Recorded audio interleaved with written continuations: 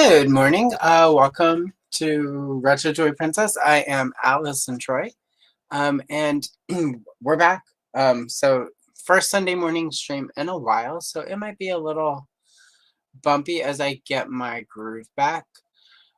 But yeah, and let's see really quickly. Good morning, Ria. Lovely to see you today. Thank you for popping in. You may not remember that the last time we did one of these solo Sunday streams, I was working on this Gem and the Holograms page, so we're going to finish it up. And then if it turns out that I finish it before the end of the stream, I've got a couple other gem pages printed up, so I'll work on one of those. Just do some Gem and the Holograms today. We are in our new place. This is sort of my temporary setting until we get it, get my studio fully renovated. But so we'll see how this works. So it's a little bit different than the old setup, but that's fine. Oh my goodness. Wow. Definitely stay inside because that is unpleasant. Yep. So yeah, here we are. And I will have live chat pulled up. So again, this is a slightly different setup. So if I'm slow to reply to a chat, it's because of the new setup. Anyway, so yeah, here we are. Last time we got the background done and we got one of the misfits. We still have two more to go. And then of course, Gem. So we'll get started here. They are in their bathing suits and not in their normal costumes, but I'm gonna try to go with bathing suits that have some of the colors from their normal outfits, because I think that's what would look best. So yeah, that's what we're gonna do. And again, I'm still trying to get the swing of this again. And I am looking for my Gem and the Holograms references.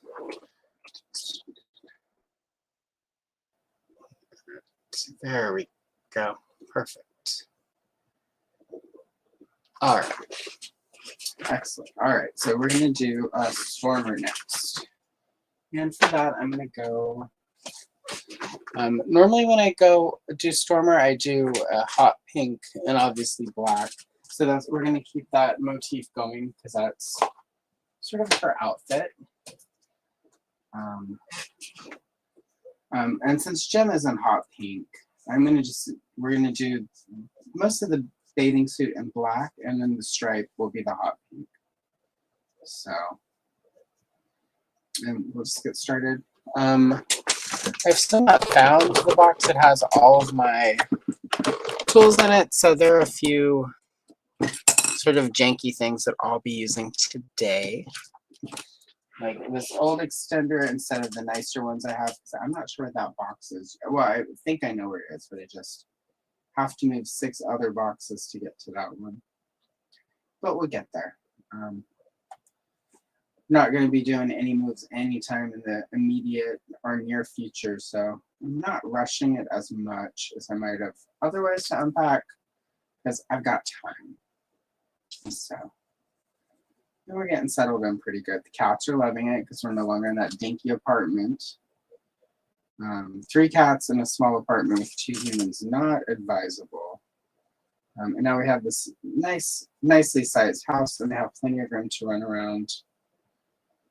They may bang against the door because I actually have an enclosed space, a room, and I can close the door. So, but they're not used to doors being closed that aren't the bathroom. So our old apartment was barely elevated from a studio. We had a bedroom, and that was the only door in the apartment. That and the bathroom. So they're not really used, and we didn't really ever close the bedroom door. So they're not really used to closed doors. So anytime I do close the door so I can make work calls or whatever, they get a little worked up still. But today it's helpful. It's nice having the door closed so that I can just sort of do this and not have them start bouncing around and being loud. Although the dogs next door are outside barking right now. So if you hear barking dogs, that's what it is. It's better that we used to live behind this really strange church, and they had very weird rituals where they would be outside singing and stuff all day on Sundays. So every so often you guys might have heard some weird singing in the background. That was not me. But yeah, so we don't have that. We just have occasionally some dogs that bark. So we're in a considerably smaller town than we were before. So we are no longer in the Portland metro area. So that is, you know, it's a completely different vibe. It's actually quiet here at night. So quiet. I've been taken to putting music on because it's just so quiet that it's almost eerie to not have any traffic, or, you know, I haven't heard a siren in at least a month. So not bad, but a little different. So yeah, you gotta adjust to the changes. And I'm from a pretty small town, so it's just after 20 years of being in a metro area, it's really interesting to get used again to the lack of sounds in a small town. So, but we are enjoying it.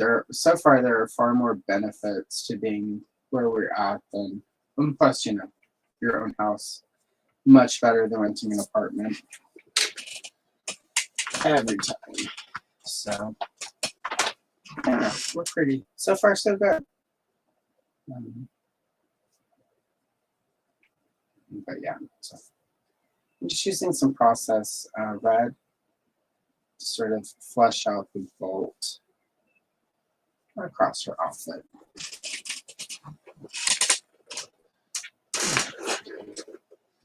I'm going to actually give her black shoes just because Gem's shoes are going to be hot pink, and I'm going to give her a little bit of a variance. Although I'm not quite sure why they're wearing high heels and bathing suits, but you know, in the 80s, we made a lot of questionable fashion choices. I spent an entire, I would say, summer wearing like neon lace gloves and, you know, all the stuff Madonna used to wear, all the lace and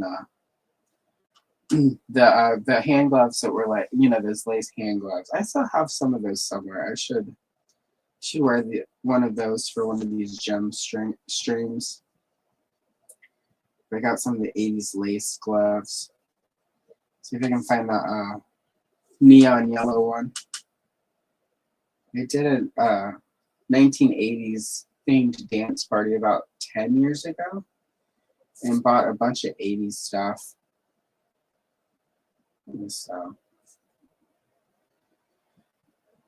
those were among because none of my relics from the 80s like that survived. Those lace gloves were not well made. They fell apart. So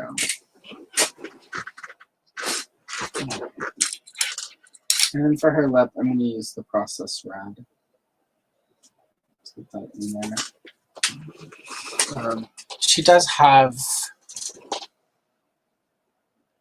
Hello, Cassie. Good morning. Yep, I do. I used to watch all the Schoolhouse. I used to be on between cartoons on Saturday mornings. But yeah, I used to watch all of that.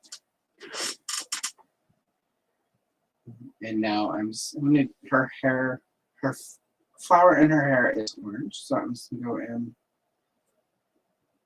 with a regular orange, and then I'm gonna fill it out with it's the vermilion orange.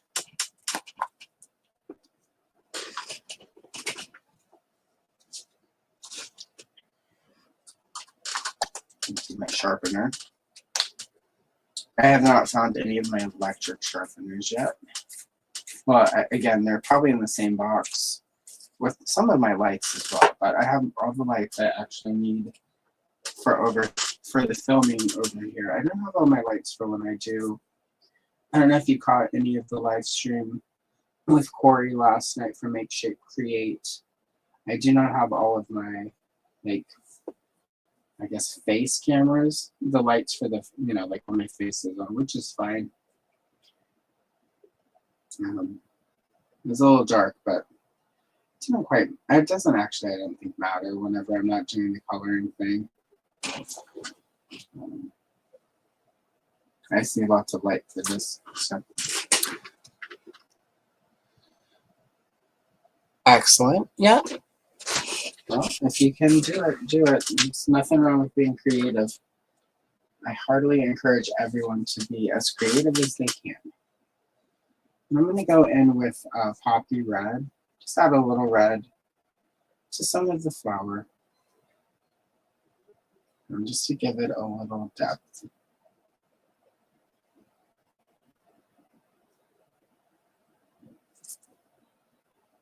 All right, there we go.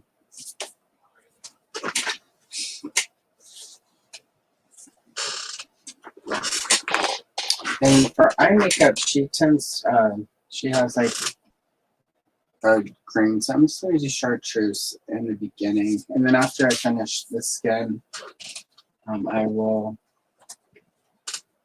go in and probably add a little depth to it. And speaking of skin, I'm going to break out the pumpkin orange and start shading her skin a little bit. I tend to like the pumpkin orange best for this because I find most of us who have a Caucasian complexion tend to have a little bit of red, a reddish hue to us. So I find it works. And also if I'm trying to do like a deeper tan, it also tends to help build into a tan. None of these 80s properties have much in the way of Middle Eastern Indian characters, but I've also found that this is really good for sort of that skin tone. Also Native American, I find it works in building a Native American indigenous skin tone. So, but it's a good sort of shading color. And then of course I'll go in with more of a peach. So most of the misfits as they're drawn and colored in a lot of classic art have a very sort of orangey peachness to them. And so I don't know if that was supposed to be like a spray tan or whatever, but it kind of almost has a spray tan vibe to it. So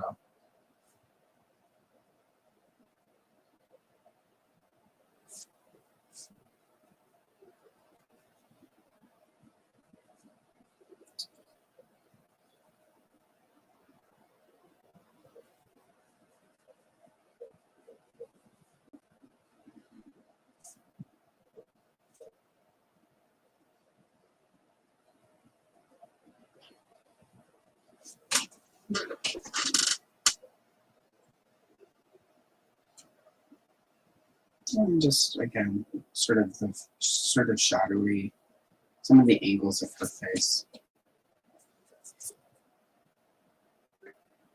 One of these old coloring books obviously are sort of very flat in the line art.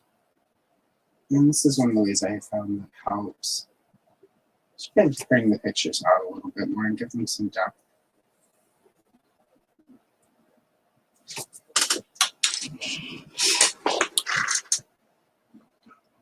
Good morning, Chris. Yep, Jim is totally outrageous. Christmas is almost a month away. And hi, thank you for popping in.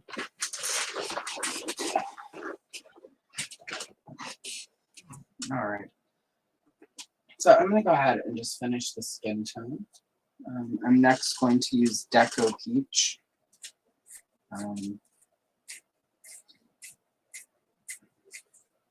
It's a little bit pinky and a little bit lighter.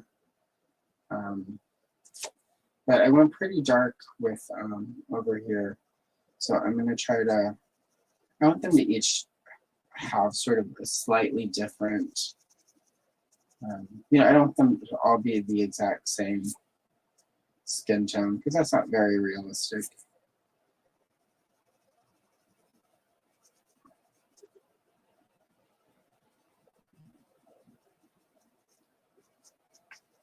I mean, I'm sure all of the dolls were the same plastic, but for our purposes here, even in the cartoon, they pretty much all had. I'm gonna assume that was an animation choice, though.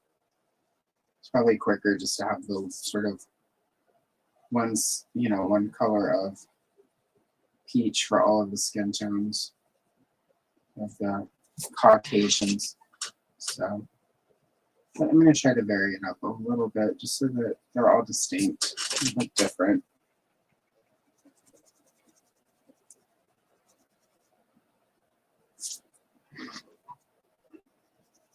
And I hopefully will finish this one today so that we can do one of the other ones. The actual people usually go pretty fast on a page. Especially at this point, because I've colored so many gem pages, and I'm pretty comfortable with the character. The hard one last time was Eric, because I haven't actually, this is the first time I've colored Eric. Because he, you know, I've mostly done gem stuff for shorts. And, you know, white dudes in suits aren't always the most interesting subject for a short. I mean, no offense to any white dudes in shorts. I mean, suits who are watching. No offense. I'm sure you're fine. It's not you.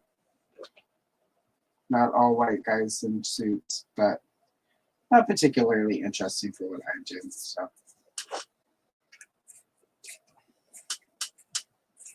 Hello, Alex.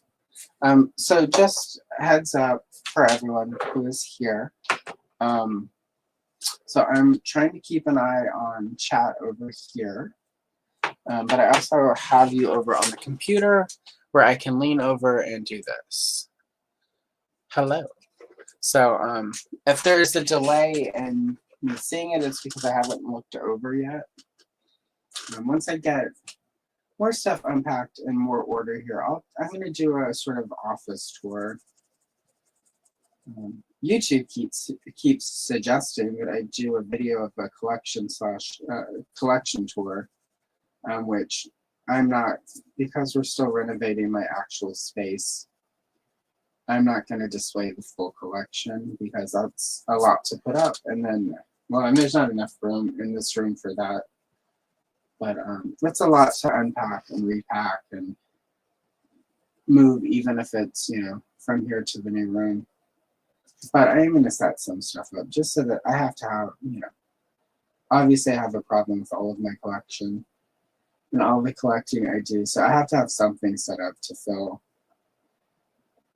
in control and not out of control so that I can look at my stuff.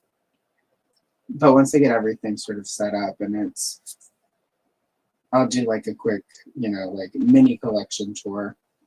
Because I'm going to get my vintage crystal castle set up with the Origins Grayskull, Origins Snake Mountain, and then I have that Primal Age Bat Cave playset that I have been using for Hordak.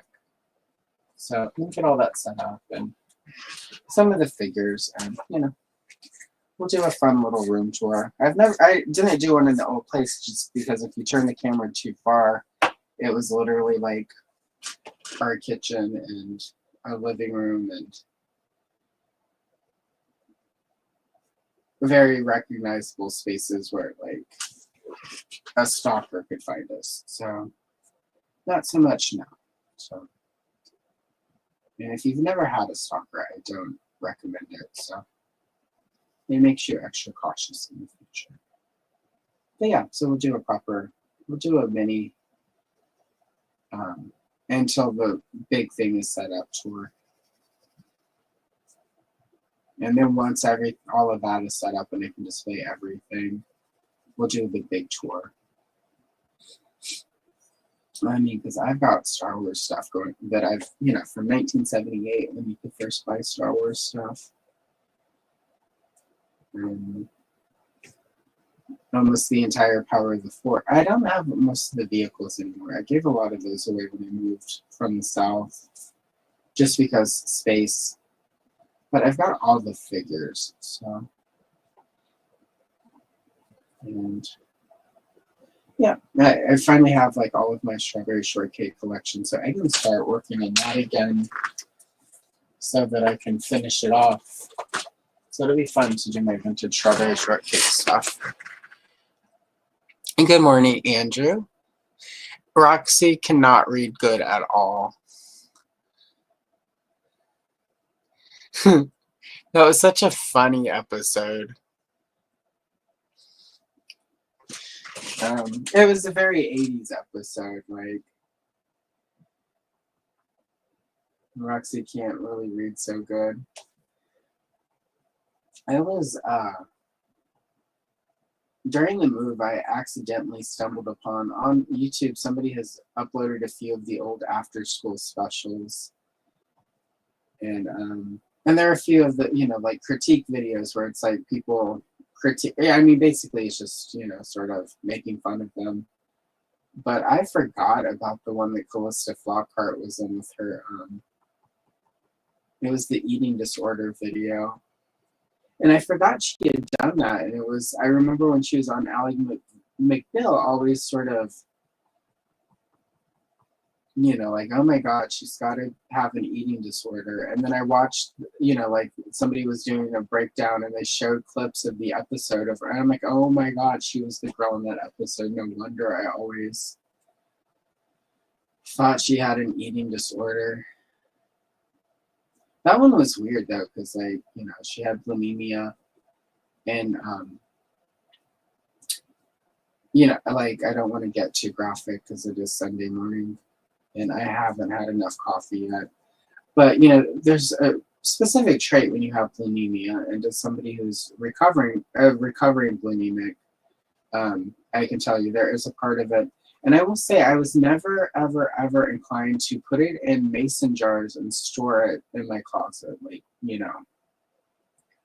I never quite understood that part of it. I'm like, does her house not have a toilet that flushes? Or, I don't know. It was just that I never quite, I mean, it was obviously very dramatic in the TV show, like the episode where she found, like, her parents found like 30 mason jars of, well, it looks like cream of corn mixed with vegetable soup from cans. But it made me laugh as a kid because I wasn't really a kid, but technically anything under 25 to me is now a kid. But and as somebody going through that very thing in that episode, it just cracked me up because it seemed really unrealistic. Like I would never, but maybe somebody did, and that was what their version of that disorder looked like. And if so, I apologize for laughing at you. It just struck me as funny because it seemed really like somebody who had never had that eating disorder, something that they had come up with this is something somebody with this might do. So, but again, it's possible. Somebody. Exactly. Right? That was just what I thought. Oh my God, right? Well, who did? In the 80s, that's what going to the mall was, though. I have a couple, well, I mean, technically it's not what I do here on this channel, but whatever, it's my channel. So this is one of my adults, Joanna Bassford, Small Victory. If you do any sort of adult coloring, she's one of the biggies. And I am almost, I say almost, there's still a lot of uncolored, but this is the closest I've come to finishing one of the adult coloring books. So it's pretty exciting. I probably am gonna I'll make it for Instagram because it's not like most people watching my channel are going to care, but I'm almost done with this book. And it's exciting. So anyway, and then I did, I'm almost finished with that Masters of the Universe 1984 coloring book that I wanted to complete this year because, 40 years. After this, I'm going to film a video for this one and then for these. And then I have, I think, like 9 pages left. And if I schedule everything in December correctly, I will have it finished by the end of the year, which was my goal. So, kind of exciting. Because I said, like, oh, this is my goal. And then I didn't actually think it would happen. Because, we doubt ourselves. All right, so here I'm going to go. Let's see. So she's, again, hot pink, black, white, and then she's got all that green and the neon green, which is also her hair color. So I'm actually, I don't really want to do black. Yeah,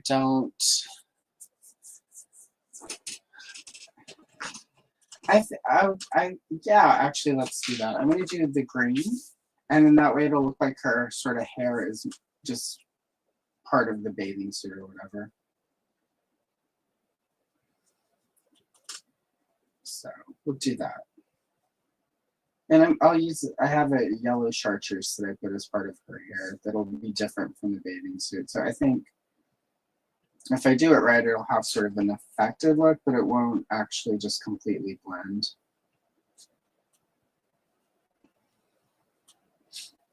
All right. So that is green chartreuse. And I am now going to add some spring green, which I won't use this for the hair, so this will help a little bit. Let's do this really lightly. So I do kind of want to still keep the neon look to the bathing suit. I have a couple neon pencils. What's really interesting is when I scan any art with a neon pencil, the neon doesn't actually scan. I don't know if it's my scanner sucks or if it's... I tried to research it online and couldn't find anything, so I need to ask. I have a friend who does commissioned art and makes money, and that's pretty much how she supports herself.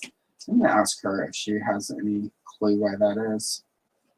Because anytime I try to look it up online, it doesn't sort of tell me. And whenever I scan like neon markers, like my highlighters, those come through. But for whatever reason, the neon pencils don't translate. It could just be that there's a setting on my scanner that I'm not smart enough to know about. I've never read the instructions on anything unless I break it. And then I'm like, why is this not working? It's like, oh, I did that wrong. So I don't even know where the instructions for this printer are. But it's also, I've had it since 2020, so it's probably almost time for a new printer. The fact that I've had it almost 5 years and it's still working is a miracle in and of itself. Printers usually have about a 5-year lifespan. So we'll see.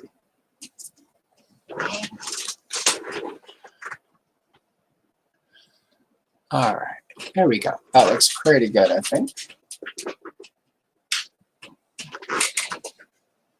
All right, and now I'm going to take the grass green really quick and just go in and finish the eye makeup. Not a lot of space, so I can't do a ton, but just a little bit. All right. Now I need yellow chartreuse.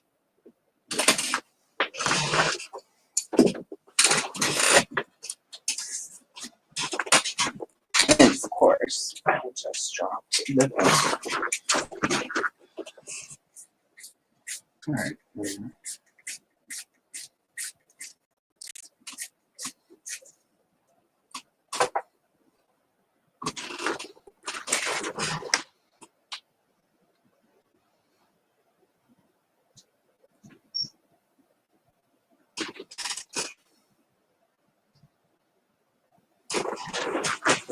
And then for the hair, I'm going to start with yellow chartreuse.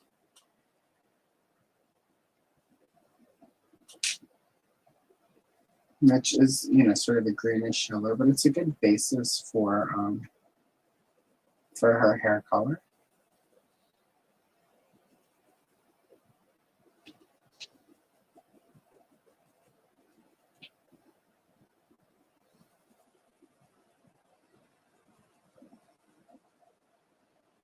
I have a friend who still kind of wears this hairstyle. She's almost 60 though, so when she had this particular hairstyle, it would have been, you know, she was like in her late teens, early 20s, during the heyday of the 80s. And she just kind of never lost the haircut. Which it works for her. It's fine, but it's just interesting why some people get stuck in fashion that way.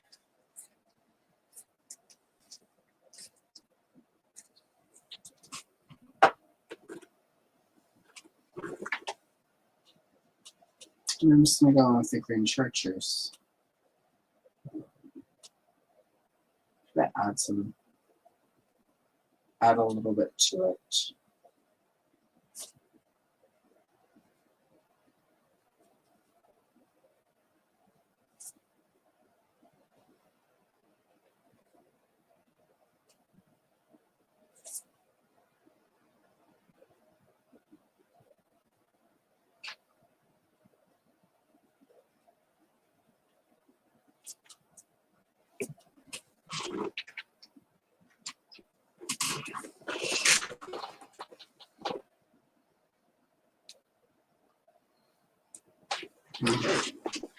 And then not a lot, but I'm just going to lightly go in with the spring green and do a few like strips and some strands.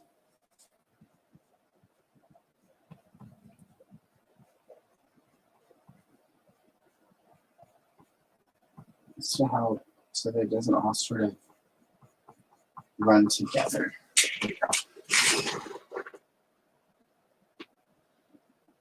Nice. Okay, that's pretty good.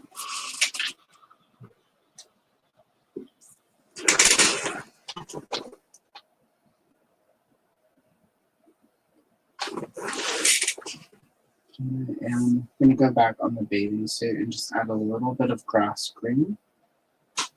Just along the edges. I want it to stand out just a little bit more from the hair. And I sort of, because of it being almost the exact same, I almost have lost it so that it just completely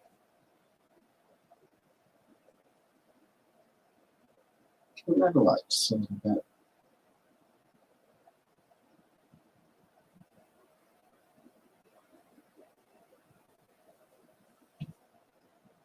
And go for the shoes. This is a place where you don't want a lot and it doesn't need a lot, just a little bit to help it, give it that little bit of depth. Right, very nice.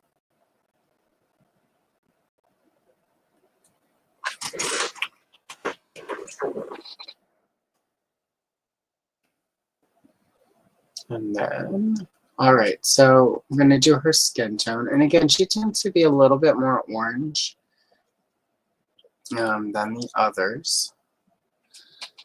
And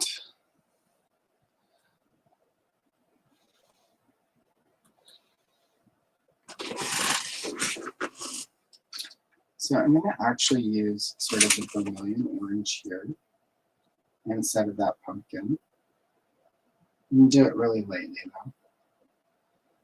though. Her eye makeup and most of the art tends to be sort of like a pale, like almost white, almost gossamer sort of situation. So I'm gonna go in there with like a couple of different colors and try something.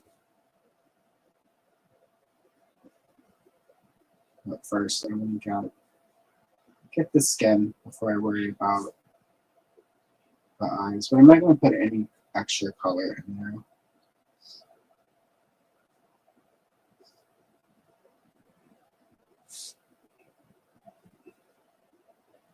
Again, just really lightly. I don't want it to be really dark. And this will help when I start blending in with other shades.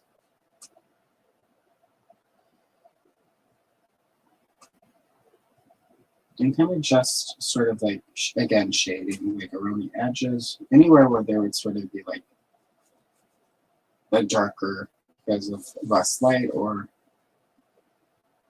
you know. So obviously sort of here in the inner thigh. And yeah, I'm not going to make that joke. It's way too early. But yeah. I think we can all make that joke in our head. So just right now is the in-head joke time.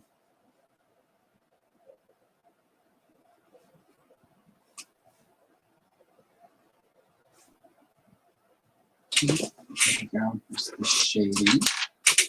I use the Deco Peach here. I'm going to actually go in. I'm going to use the Deco Peach. I'm going to use a little bit of beige right now, which again is a darker, despite it being beige, it's a little bit darker. I'm not going to go particularly hard with it. And it's been so long, I doubt you remember. I did a layer of eggshell for all of the skin tones last time, back in September when I was here last working on this page. I'm just going to lightly and do a little bit of the blending with the beige, but not a lot. It's just sort of to add another layer in here. I'm going to worry too much about sort of where the blush is going to go whenever I go in and sort of add some blush to her face. And then to sort of get her jawline. And then just really lightly sort of across.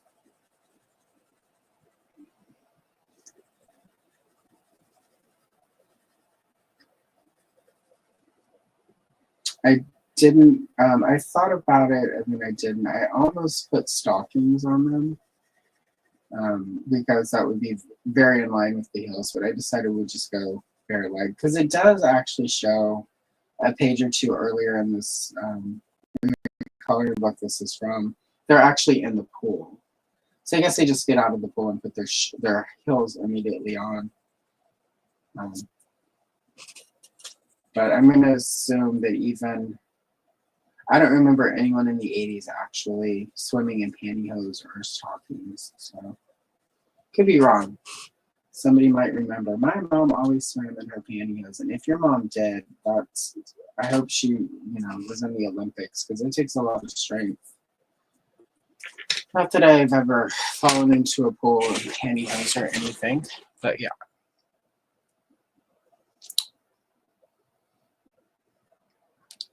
Let's see. Yep, exactly. Phyllis was always the No, I don't. I watched a little bit of it and I couldn't. It just was too far astray. Yeah, exactly. I couldn't. I don't know, it just was too bland. I think if they had called it anything other than Gem and made it an original movie, it would have been fine. I mean, at least Kesha was one of the misfits. I mean, let's give them that. Like, they at least picked good misfits, but that's the problem. They're not there till the end. I just felt very curious. Like, what it said to me, and this is something I think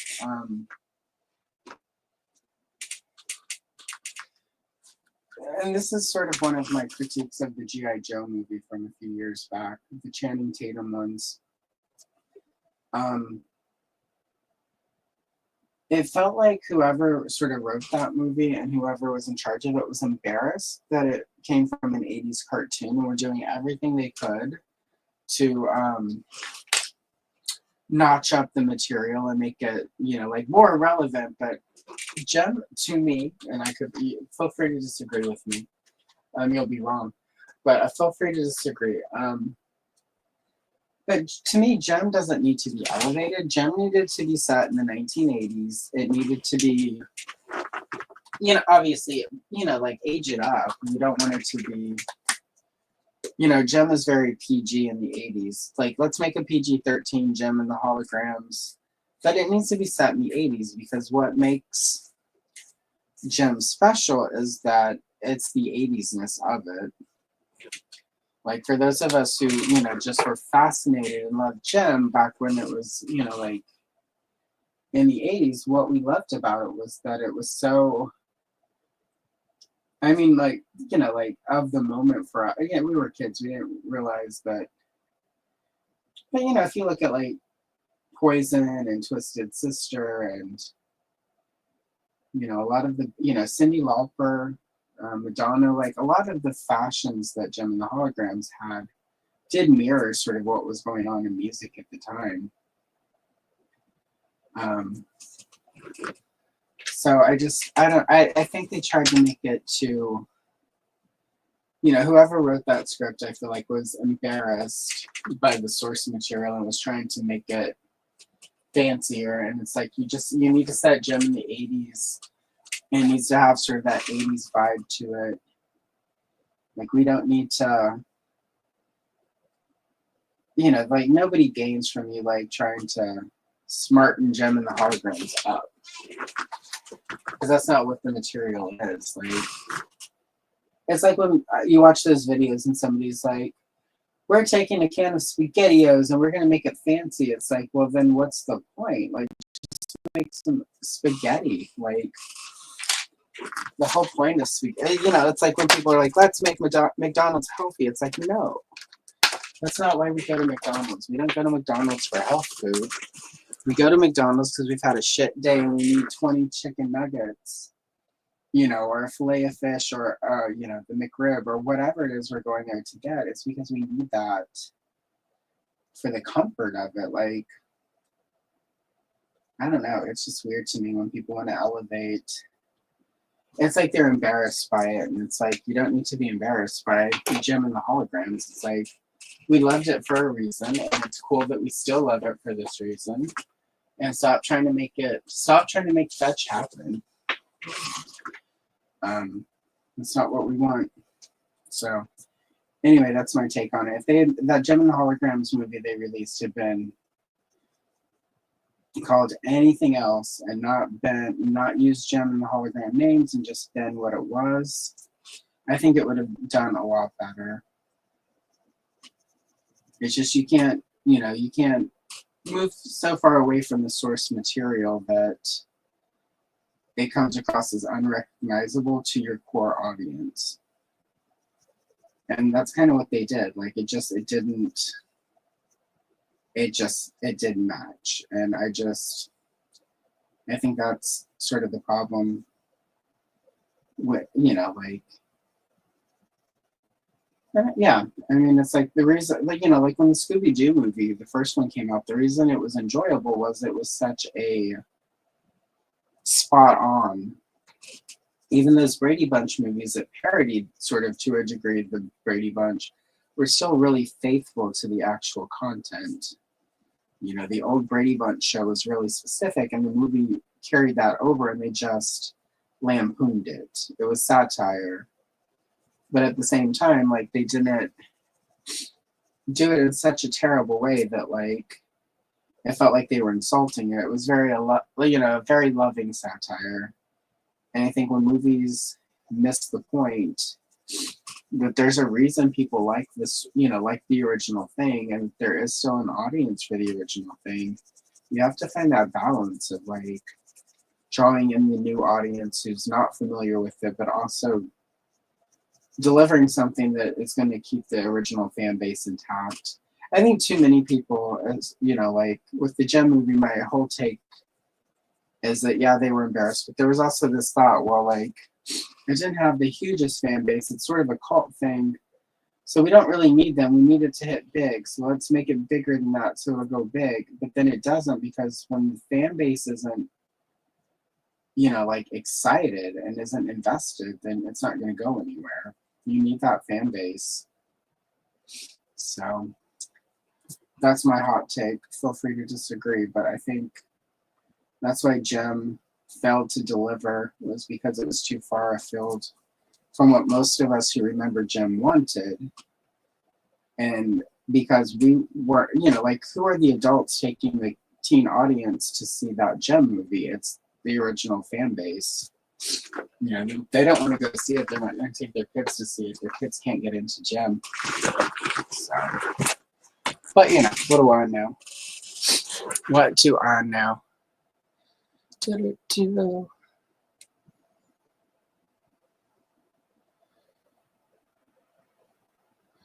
All right, let me check up on the chat. Yeah, never.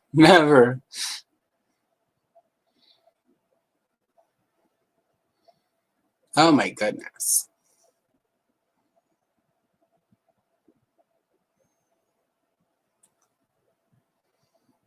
That was a fun movie, though. I think that one doesn't get the respect it deserves. I enjoyed it. It was very much camp, and I think the problem was they tried to make it not camp. Oh, that's too bad. Oh yeah. Hello, Brennan. Thanks for popping in. Yeah, exactly. Oh my God, Josie and the Pussycats was my favorite movie. I was so sad that one didn't go big. Like, that was such a great movie. It was a really good way to sort of, you know, do a reboot. And it's like the characters were all there. None of them were out of character. It did sort of do something different with it. It was just ahead of its time. Like, yeah, like that was such a good movie. It's one of my favorites, actually. I rewatched it recently and it has aged pretty well. You know, I mean, it's a 20-year-old movie. Actually, more than 20 years at this point. It's like, what, 24 years old now? It came out in like 2019. Like, yeah, it came out, I think, in 2000. So, but I still find it, and I still think it has some really interesting things. You know, like if you look at where the music industry is now, like that movie pretty much was on point, and you know, sort of targeted messaging and all the stuff. So it wasn't. It was ahead of its time.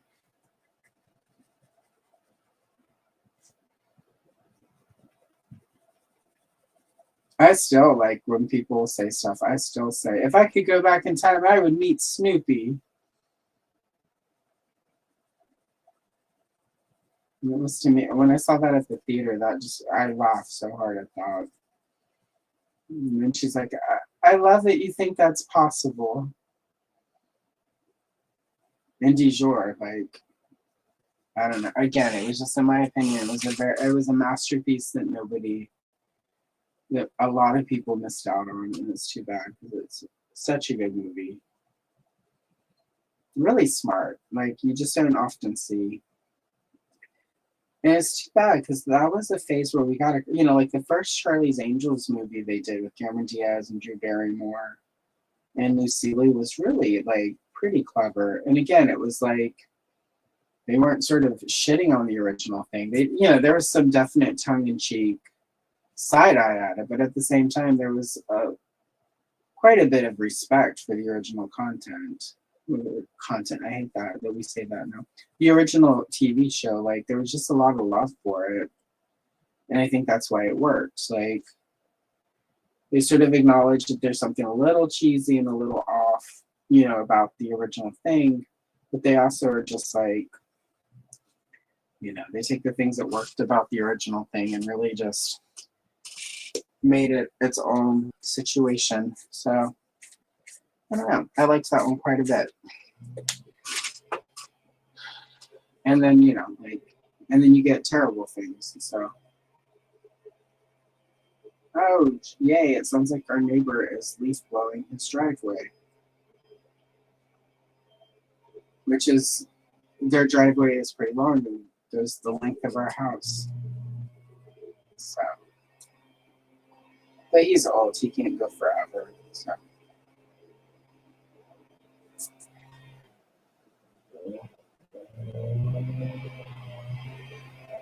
Man, it's right there. It's a reasonable time of day for it, though. I'm assuming they just got back from church.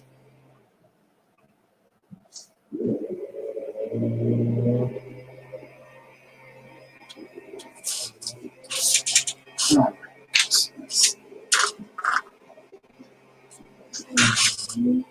well, hello, Tony's Fix. Tony's Fix will be here with me next month for a Sunday. Yeah, Rachel E. Cook was classic.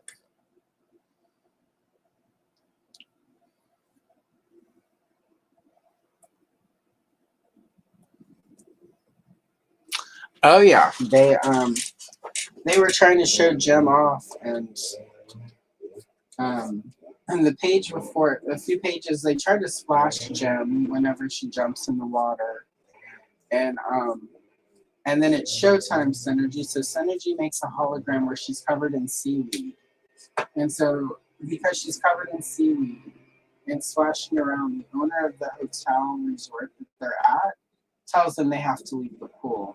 And of course, it's all Jem's fault.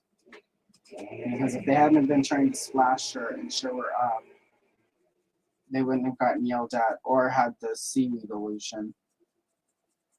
I often wonder what Phyllis's therapy bills were like, because all the holograms and stuff that they never knew about.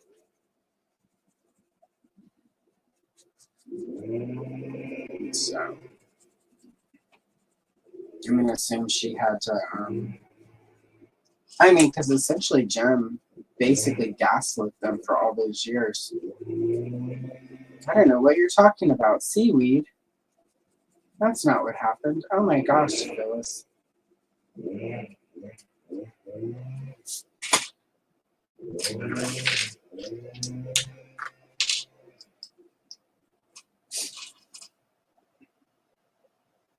Yeah, so definitely, let's see.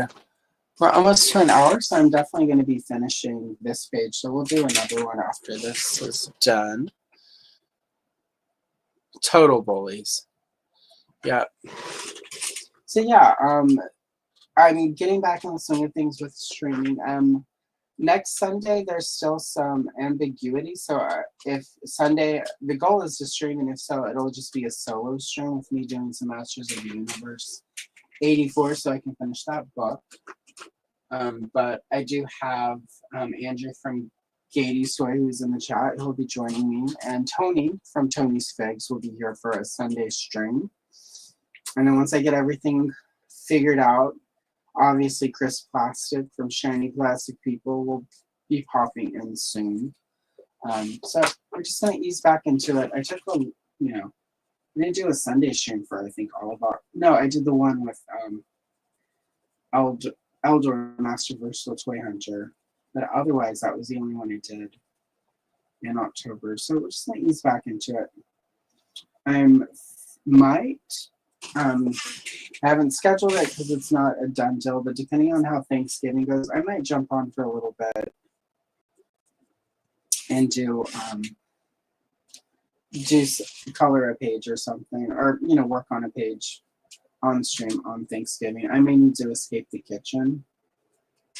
This is the first year in forever that I'm doing a actual turkey. I was gonna get a ham or something that wasn't turkey, but the turkey prices were way too good to pass up on. And that's a lot of leftovers. So that means I won't have to cook again for a couple days, which is good. It means I can spend that time filming videos and unpacking, which is good because, yeah.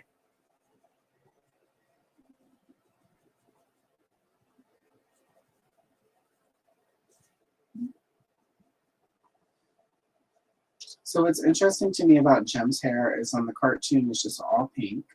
And then in the doll, in the artwork, it's actually got some blonde fringe. I assume that is actually more about them facilitating this, Jem into Jerica doll feature that the original dolls had. But I I prefer that she have a little bit of sort of the blonde in there. I think the fringe, I think, looks cute. So if I were to ever dye my hair hot pink, that's what I would go with. But I would not, because I have dark red hair.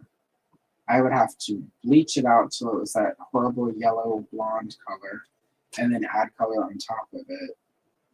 And then all these fun punk colors fade really fast. So within 2 to 3 weeks, I would have to re-dye it. And that, my dears, is way too much work.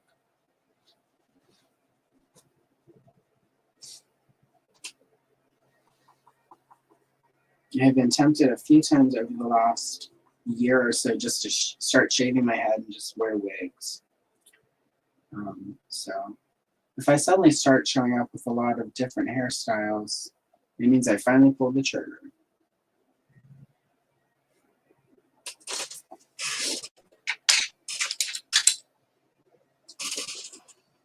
And then I can have whatever color hair I want. But also I'm afraid if I shave it, it'll all grow back gray. So, because I'm at that age where it's like, you can go gray overnight.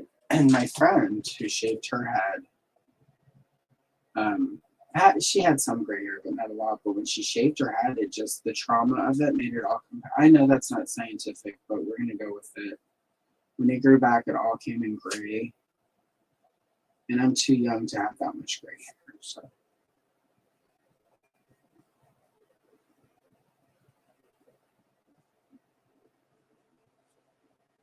And a couple of strands I have are fine. And they're mostly silver, so. The way they grow in, it looks like I'm going to get one of those Bonnie Raitt skunk streaks, which is cool. I don't mind. Because I did spend a lot of money in the 90s to get sort of a chunk of blonde hair right where it looks like the gray streak is going to come in. So to think, I paid all of that money and I could have just waited 30 years.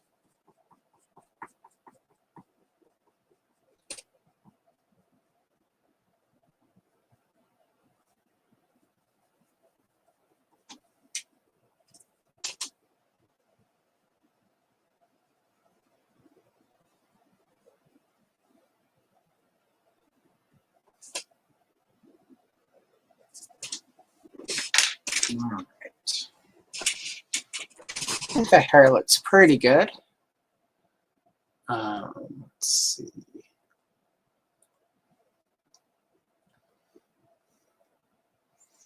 Maybe a little bit. All right, and then gem. I'm going to use the Deco Pink to sort of trace out where the sort of her dramatic eye makeup is gonna go. And then after I do the rest of her skin, I'll go in with the darker pink. But I have found with Jem, this is the easiest way to do the eye, is just to do a light layer of Deco Pink and then go in and do all the skin tone stuff and then go back with a darker color.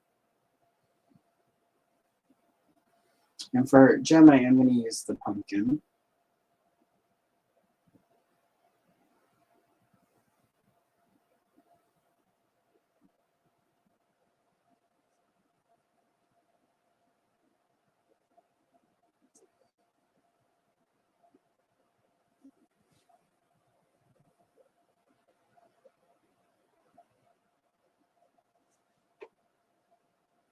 But not on the legs, because her legs are supposed to be in those metallic tights. And I need to, I'm going to grab in a second a metallic pencil so we can do her dress. That'll be a second or two.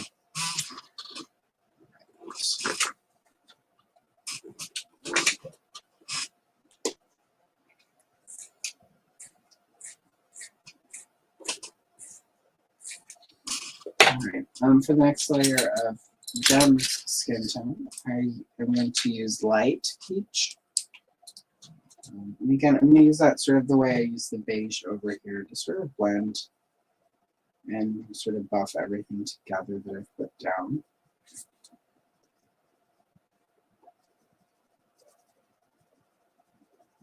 It is a really sort of light, just a really light, I mean, just what it says, light peach, but it gives it sort of that, with the orange, it gives it a nice, healthy, a nice, healthy sort of skin look.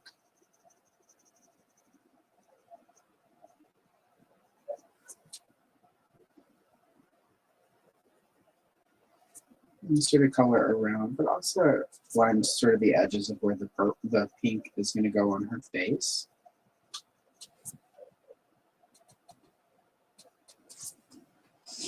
Alright, and now I'm going to use that Deco Peach, which has a lot of, like I said, a lot of pinks in it. So just go in and sort of blend everything with that. And then give her a nice, sort of that nice pink glow that I think Gem should have, and that she sort of has in a lot of the Hasbro art. That Gem and the Holograms box art for me is just perfect. Like that for me is my preferred look for Gem, and that's what I use as references when I do these pages. I actually use cartoon for the reference because, again, sort of like with Filmation, for the cartoon, they had to sort of make it simplified so it was easier to animate it. For the coloring book pages, I don't have to worry about simplifying stuff. So we're not gonna. All right.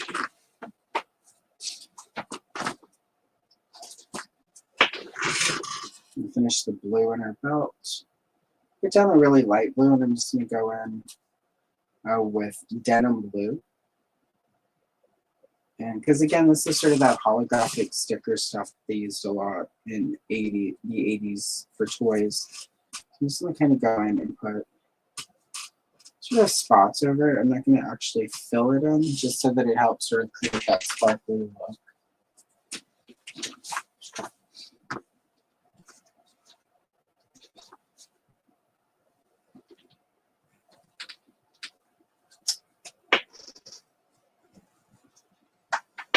Right, and then for the belt, I'm just going to use grays.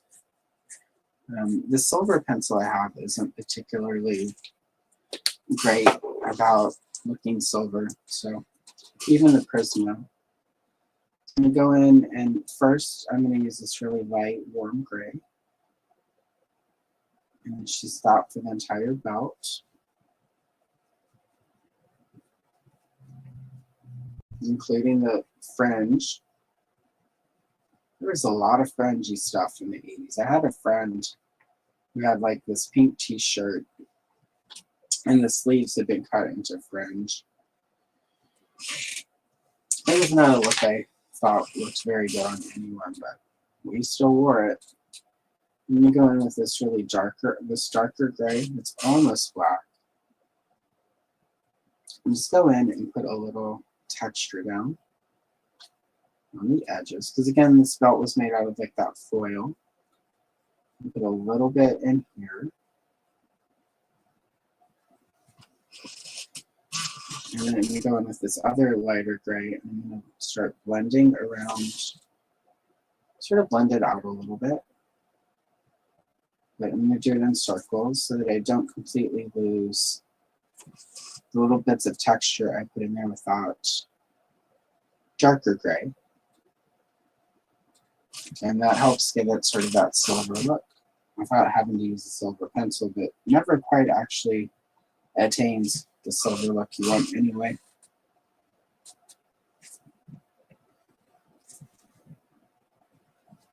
And then just the same sort of with the darkness on the fringe. I don't even need to completely do it all because of the way silver would gleam.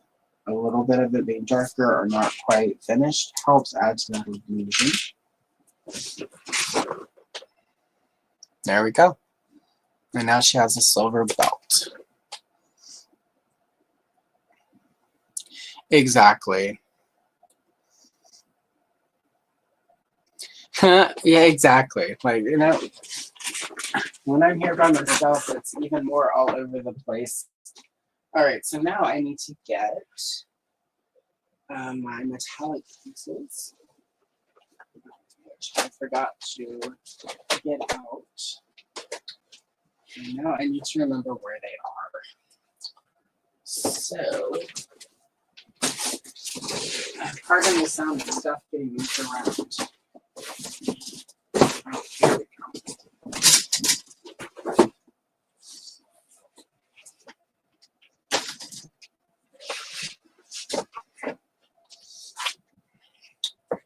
Alright, so for gem, I always use this fancy Derwent metallic pencil set, but I just use the pink.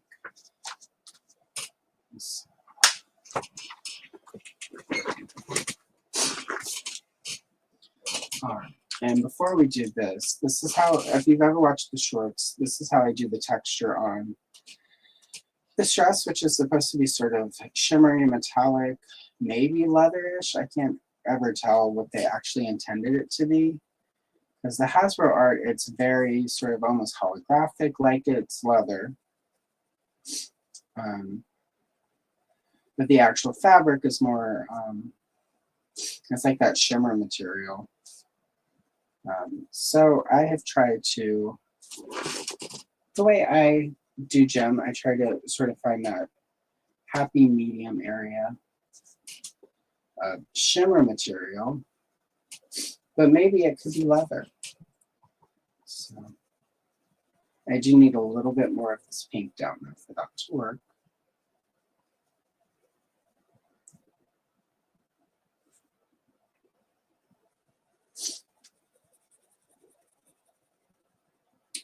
And the same with the shoes.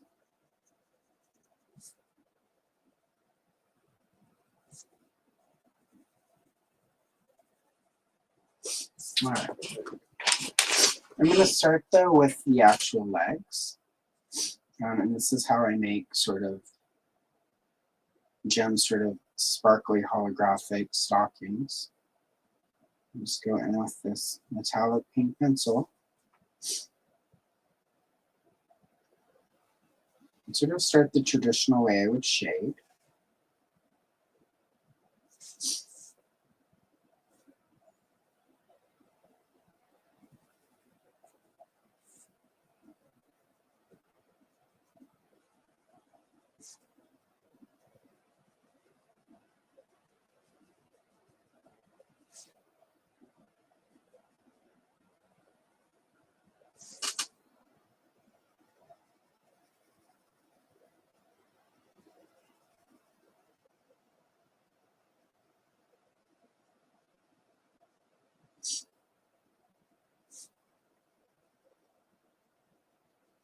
I use the same effect when I do Barbie and the Rockers, because Barbie also had like sort of pink sparkle tights once she became a rock star. Yeah, I always assumed some of the costume that they came up with for Barbie and Barbie and the Rockers was specifically made to look really close to Jem, just because the whole scheme that they were trying to go with was to make it look like Jem was sort of ripping off Barbie instead of the other way around.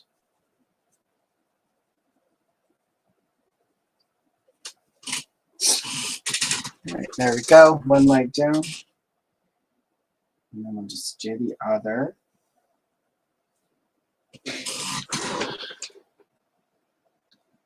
Hello, welcome. How are you today?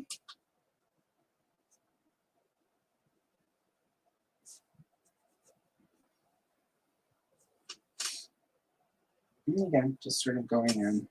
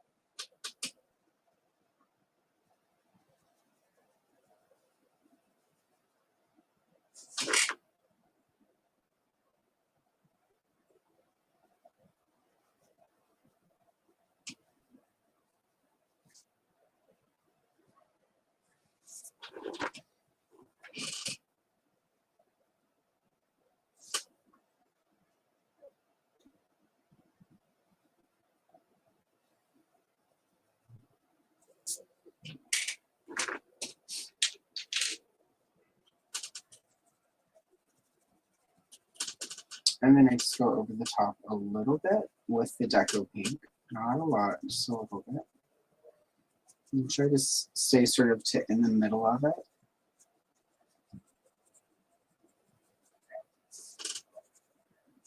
This helps kind of give it, gives it sort of some dimension. It almost has like a three-dimensional effect. Not quite, but pretty close. All right, there we go. Jem has her stockings.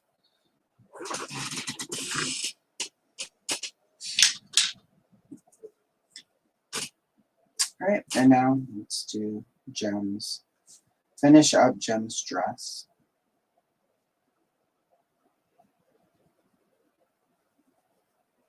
And with this metallic pencil, I just sort of go in, again, sort of around the edges where the creases are, and just darken it in.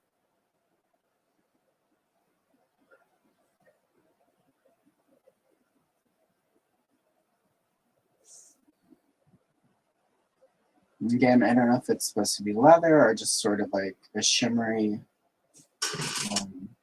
lame kind of material. I mean, the fabric of the actual doll outfit in the 80s was way more like a lame, but who knows? It could have also been that they were trying to mimic spandex, because this was around the time spandex was moving out of just being for athletic wear.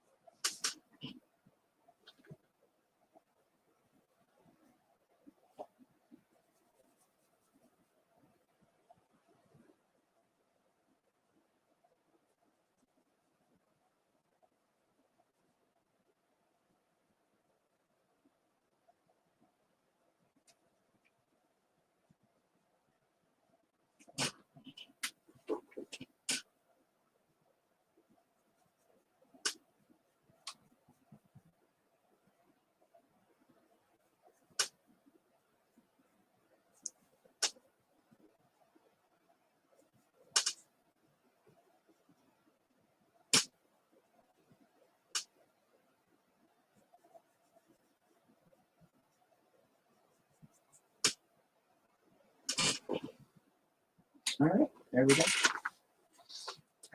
The outfit is complete. And we just need to go in and finish. Oh, I forgot. Gotta make sure her earring is good, so when it's showtime, Synergy, it's ready.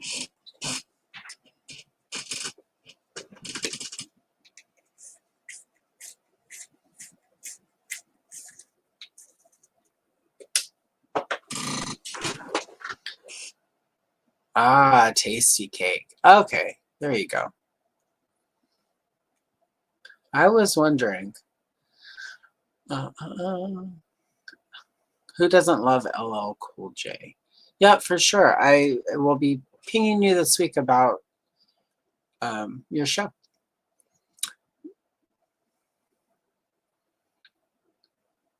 That's a pretty good, you know, maybe chesty filled, you know, notch it up. Thank you. Yep, that was I tried to do that sort of 80s, sort of 80s to match the palm trees, and it came out pretty well. So thank you. Funny, all this stuff I didn't really know how to do. That I would never sort of, you know, like find a reason to like practice it for my art back when I was just doing regular art stuff. And now that I do all these coloring books, there's all this stuff I have to figure out how to do. And I think I've actually, as an adult, learned more about how to do art stuff and how to achieve stuff because I'm coloring these old coloring books. And it's just funny, like, you know, it's not something I ever would have thought of. But for me, it's been really good to, you know, sort of divorcing the need to create important art that really matters, removing that and just having fun with it. I had actually learned so much more about art these last couple of years doing my channel here, so that I can make these old coloring books look cooler. So all right, they're done. So just took 2 streams about 2 months apart. Yeah. And these are 2 more pages done. When this gem coloring book is finished, I'm actually going to, because it has a story in it, so I'm talking with somebody about doing the narration for it. And who knows, maybe by the end of 2025, I'll have the whole book finished, and there will be a gem story video on my channel. It's kind of the goal, especially with these books that have full stories in them, is to actually collect all of the pages at the end and do a story video with it. So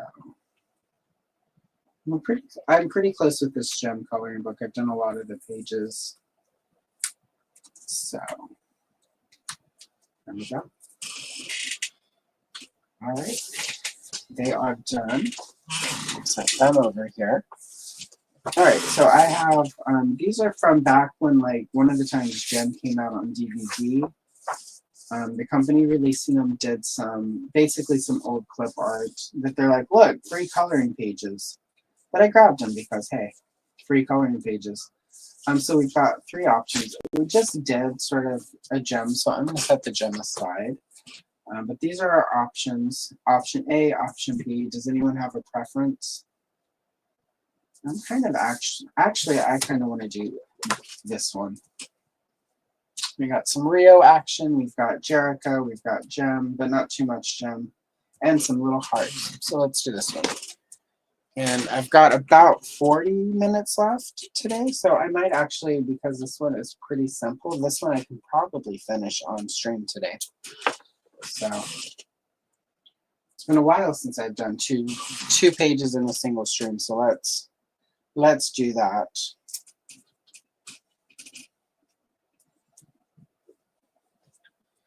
I know, right, Andrew? Okay, so here's the deal. Like, the entire love triangle, this bothered me even as a kid, but even more as an adult. She's in a love triangle with herself, right? But the part of me that, and this is probably the part of me who's been in therapy. Before therapy, I probably would have not questioned this at all. But here's the deal. What's Rio going to do on the day where he finds out that both of the women he's been chasing are the same woman and she's just been lying to him for, like, the last couple of years? Like, this is a question. Like, this is a really, in my opinion, this is like, yeah, I'm just like what do you do? Like, and he would be totally within his, total reasonable to break up with her. So, like totally break up with her for being, like, a total creep. So, anyway. All right, so we're going to start with the triangle first. And for that, I'm going to go with sort of gem colors, which the background, all of the shapes are often sort of like yellow to orange to red. So I'm going to start doing this with the orange, with the yellow. And then I'm going to take it from doing and see if I can get a gradient effect. Start with the triangle. I'm just going to use a canary yellow. Don't worry too much about if it's okay if it's a little uneven, because I'm going to shoot for trying to get a gradient in there.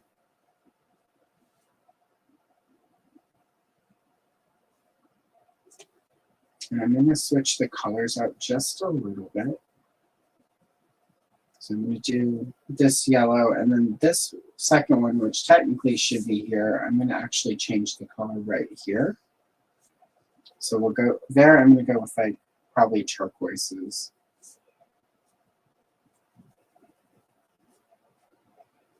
All right, there we go.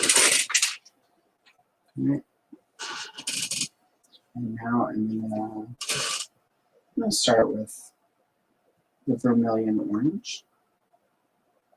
And I think it says vermilion red, but it's orange.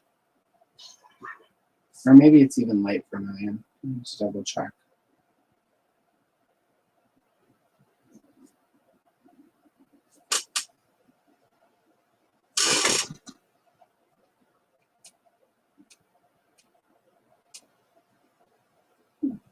I'm just going to go super light so that it sort of morphs into the yellow.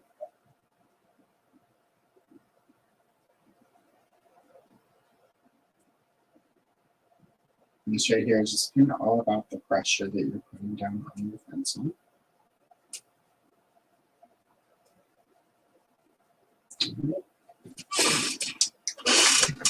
And right here, I'm going to go back in with the yellow and just sort of do a blend.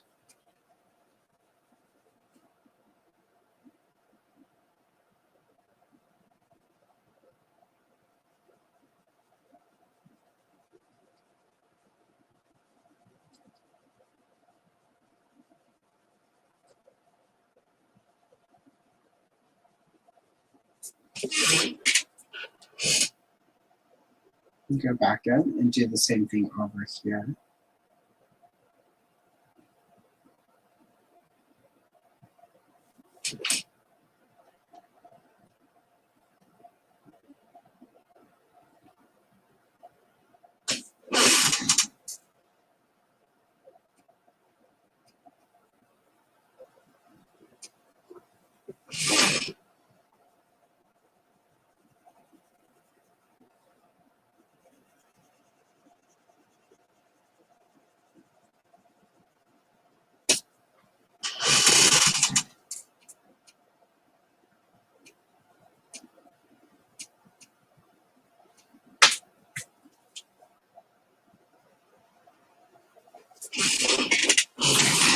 There we go.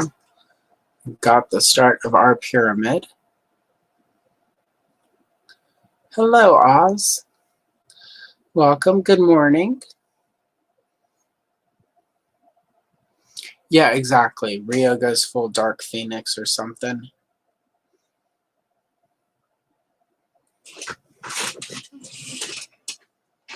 That's a good one, Alex.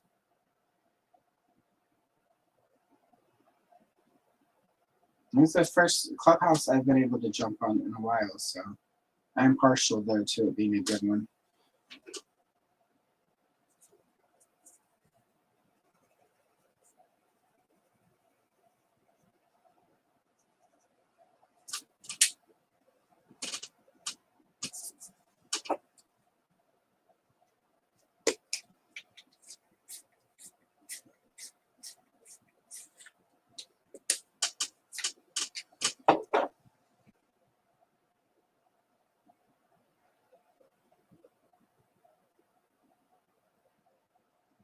And up here, I'll go a little bit darker than I did there.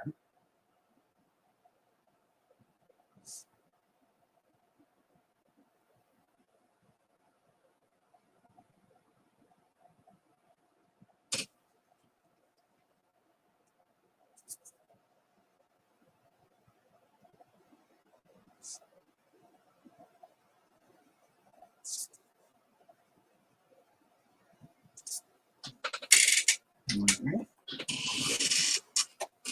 And just going to do the same over here.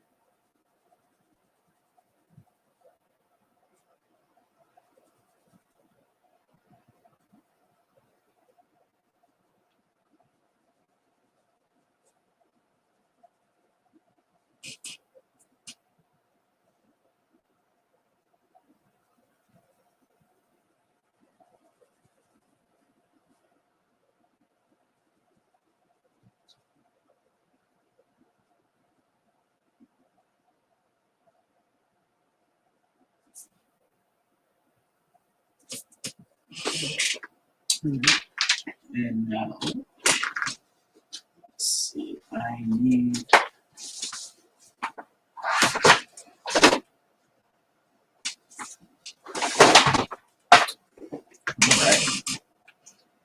All right, so for here, I'm going to use this dark, this cobalt turquoise. It's pretty dark.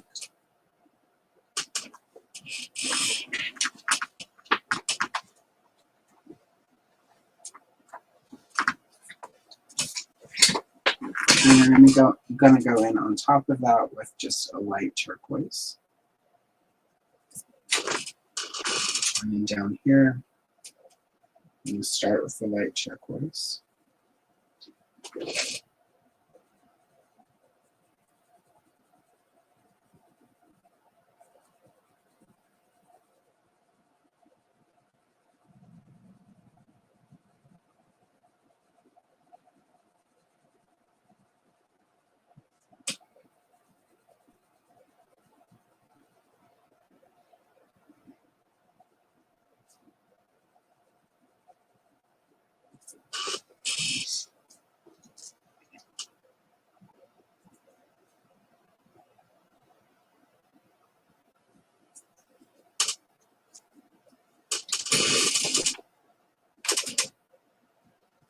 And again with the dark, just sort of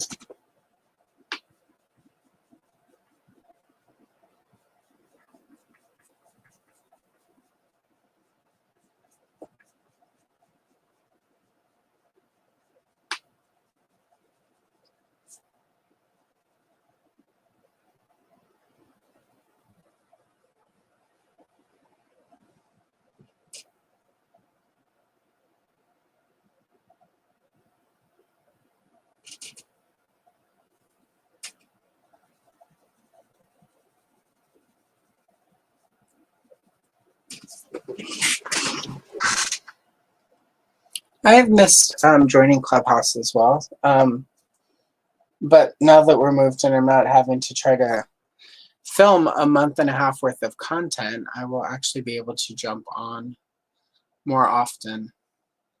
I need to actually sit down and rewatch the entire Gem series this year, i.e. this year that's about to happen in a few months, or 2025. It's been a long time since I've watched the whole thing. I know season 3 gets a little bumpy, I think is the word to use, but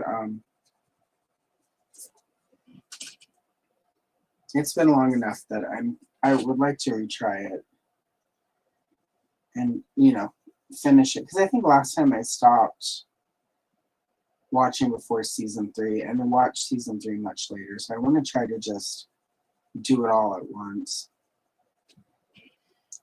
and make my way through the whole thing.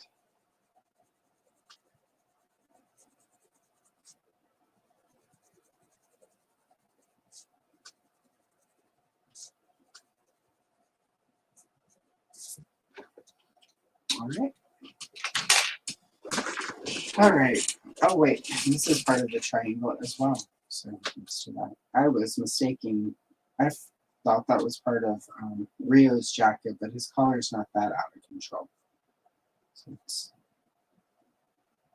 finish the love pyramid. Love is like a pyramid scheme.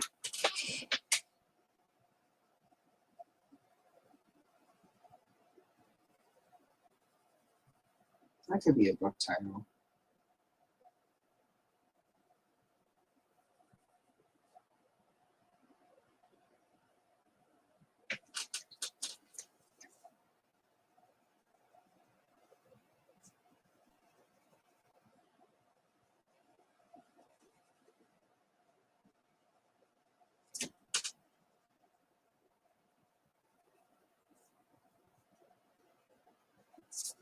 All right, there we are. Our triangle is complete. So for the hearts, I'm not going to do red. I'm going to use magenta because it feels way more in line with the color scheme. I'm just going to do them all in red. And then go in with a acrylic paint pen to do sort of like the little spots. I'm just going to color them completely in as darkly as I can.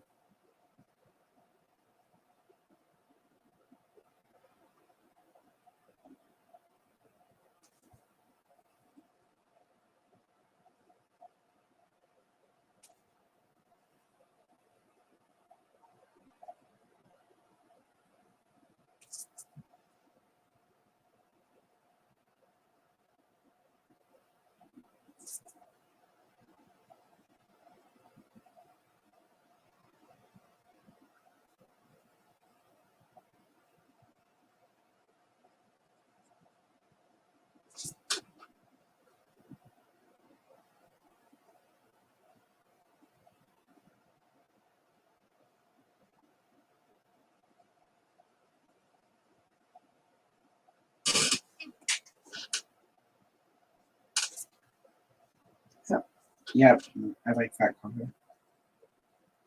I think that works with the yellow and the orange and the turquoises. A little bit better than the red would have.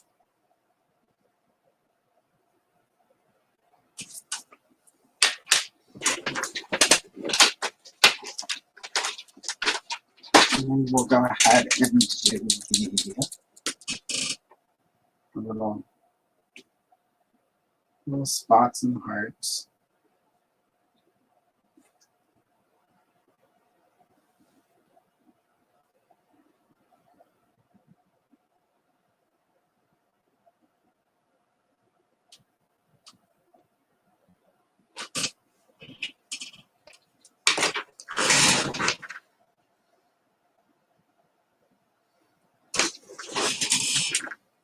Perfect. Let's see.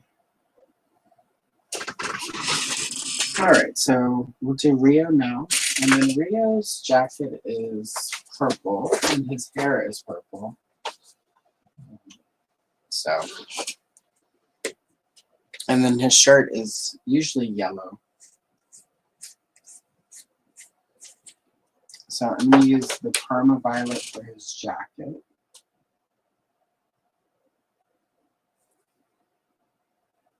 And this will help sort of his hair stand out because I use a much darker. This Parma Violet really has a lot of sort of lavender to it. So I'm going to use this here, and then I'll use the darker, pinkier, and then just much darker purples for his hair.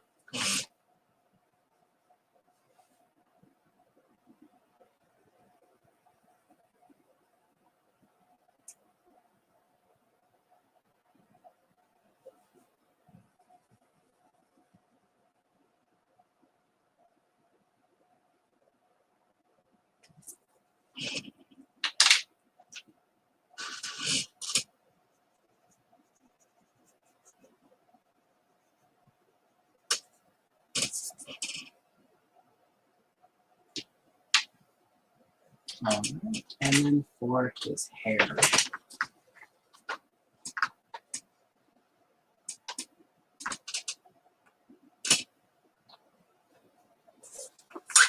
All right, for his hair, I'm gonna use this called Mulberry. And that'll be my first layer. And I'll use darker colors for the rest of it.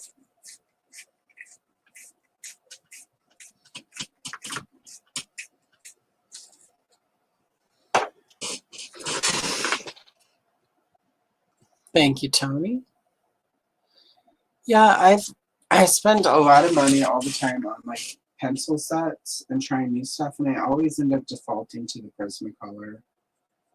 I've just, like I feel like I've used them the longest, so I basically am going to sort of do better with them because I know exactly how they work and what to expect from them.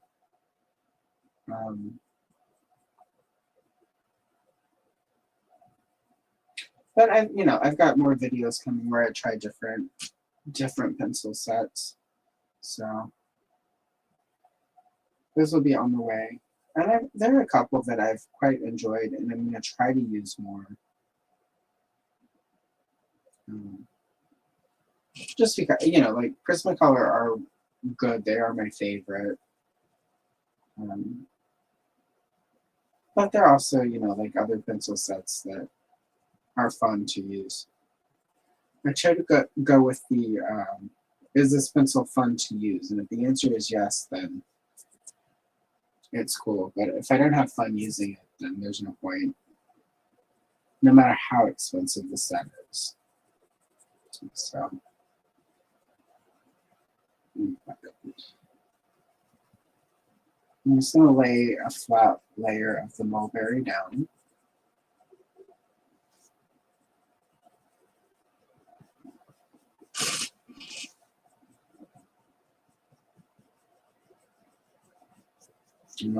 I'll go in with a darker color to sort of, all of these sort of suggestive places where they're like, here's where some shine should happen.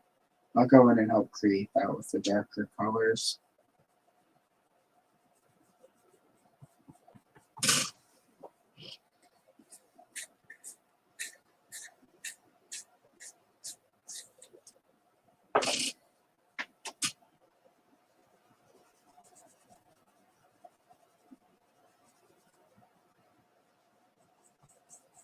I actually have 2 sets that I ordered last week that arrived yesterday that I haven't even opened yet. Both of them are pretty budget-friendly sets, so hopefully those go well. Because a lot of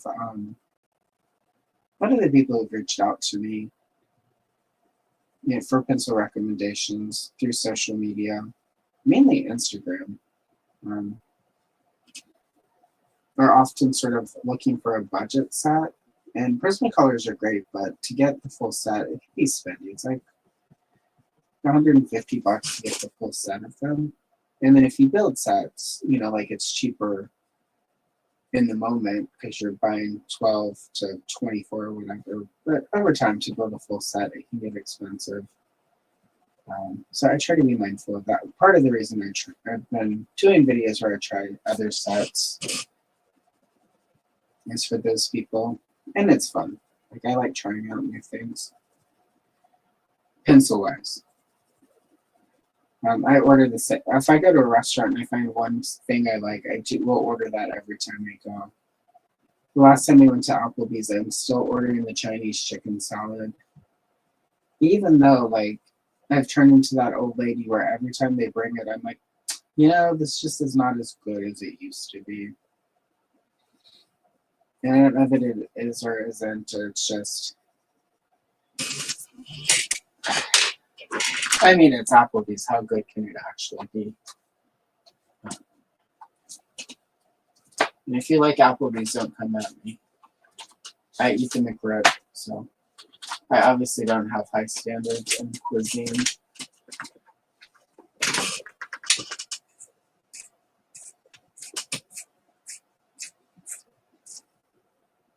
All right, I'm going to go in now with Parma Violet. And it's a darker, but it's more, again, in sort of the purpley violet range. And sort of this lavender down here. And use that to give them some strands and sort of help build out these natural shimmery parts that they've given us.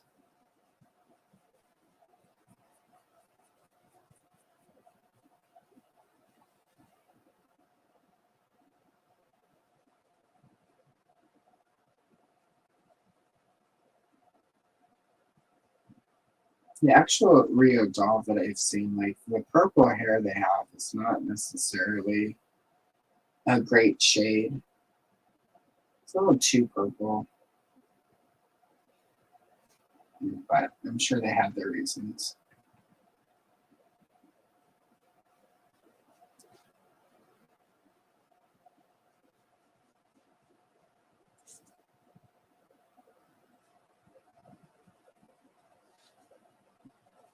It'll be interesting to see if when the loyal subjects start doing gem dolls, if they give us like all of them or if we just get gem. So I would like them to do the entire sort of vintage line of dolls.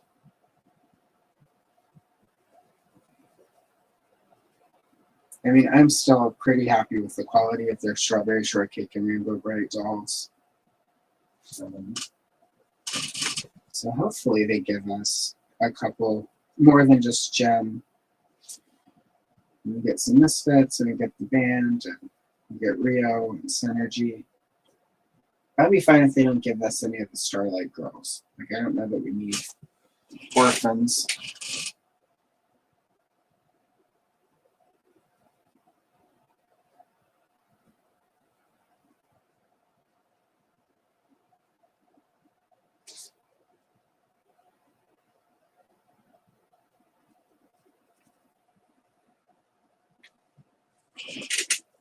All right, there is Rio's hair.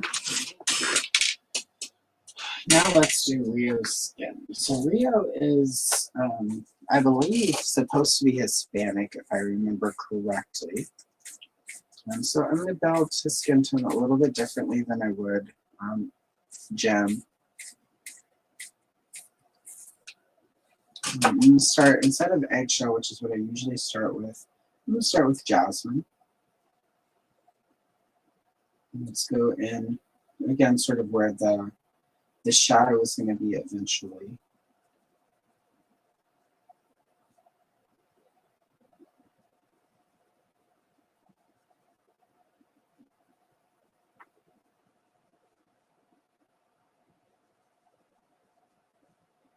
A lot of his art is very orangey. So I'm going to try to, because this is a little bit more stylized than some of the other stuff I've done, I'm going to sort of lean a little bit more into coloring, but I still want to get sort of a basic, realistic skin tone in there as well. And again, I'm going to go in with this vermilion.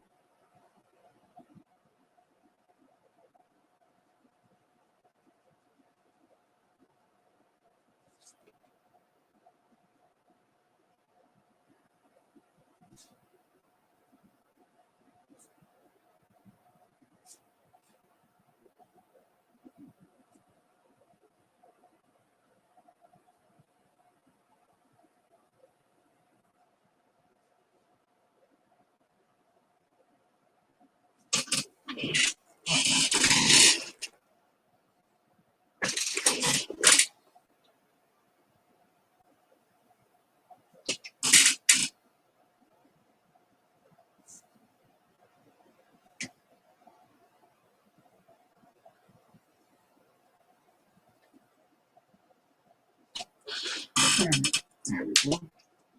I'm now going to go in with the pumpkin and sort of darken some spots out.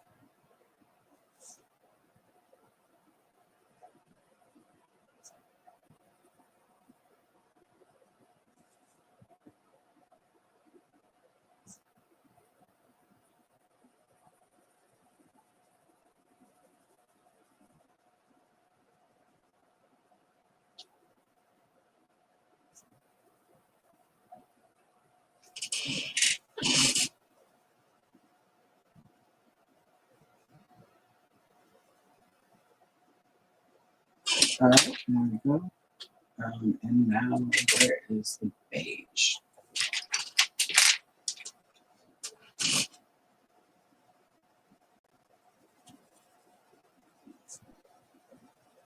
I'm just going to go in and blend that out.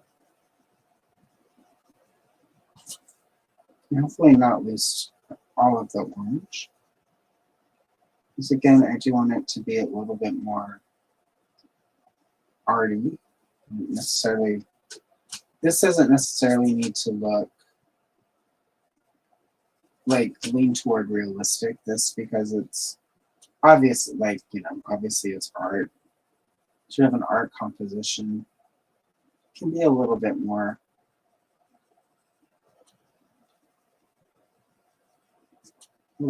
art leaning.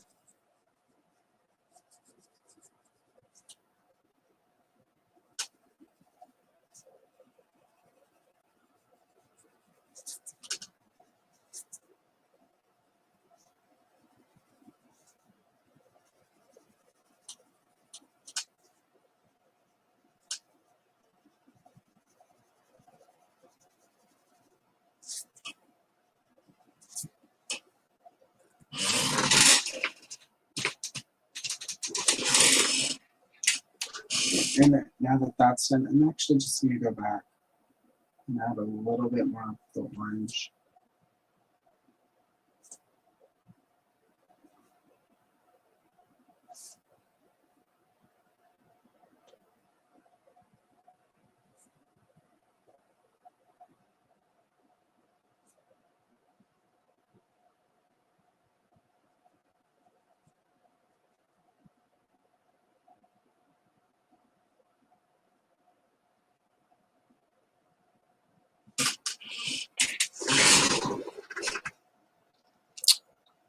Well, also, Alex, most comic book stores are not always the biggest. They're often sort of have very narrow aisles and are not in the biggest locations. So not only is it packed, but it's also a small space most likely. So I hope that goes okay for you. I hate that. I don't. It's one of the reasons I started whenever I stopped buying comics at the store, I moved to an online subscription because it was much easier just to have everything sent and not having to worry about the small cramped spaces.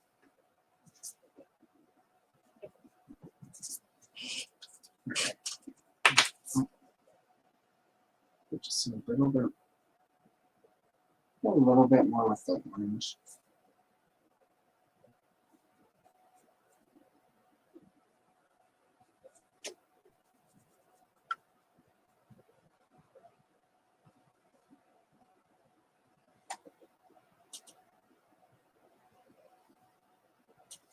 All right, there we go. It's pretty good.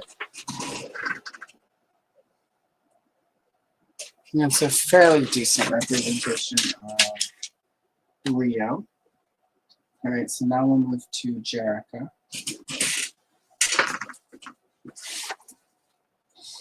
And for Jerica, we're going to start with the eggshell.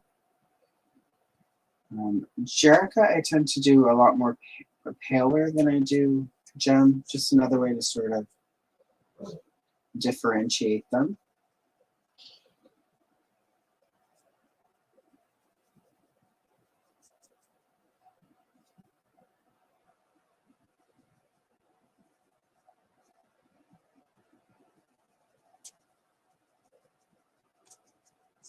Get all of the skin toned down. All right. Now, Jerica's hat is like blue and white. That's pretty boring. So we're going to do a couple shades of blue for it. I'm going to use light cerulean and then a cloud blue.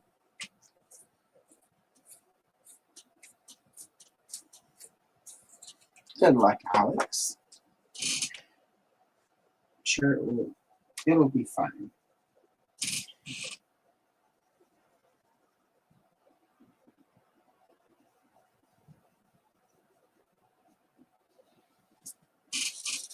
And for the start, I'm just going to do her whole hat in this blue, in the lighter of the two.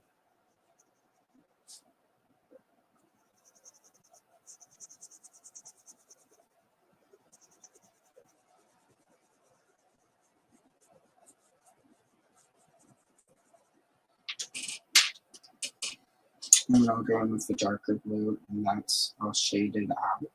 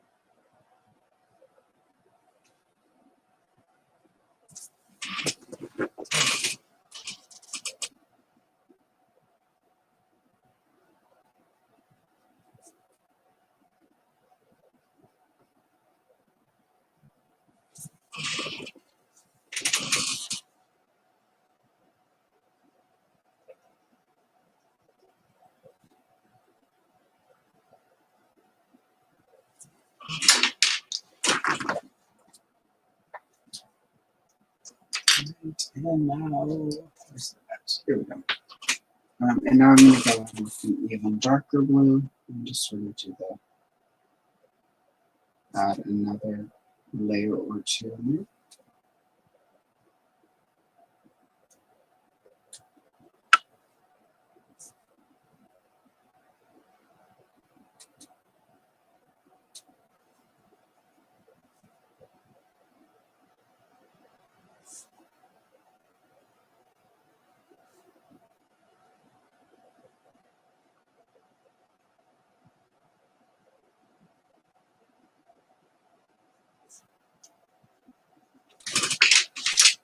And then I'm just going to go back in with the cerulean and blend that.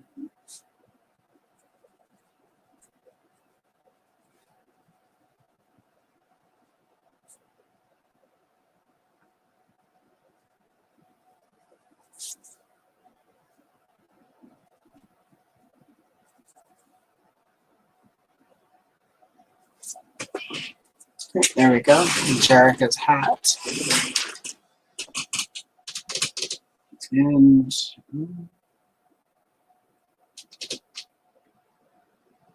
I think I'm going to use the aqua for the phone.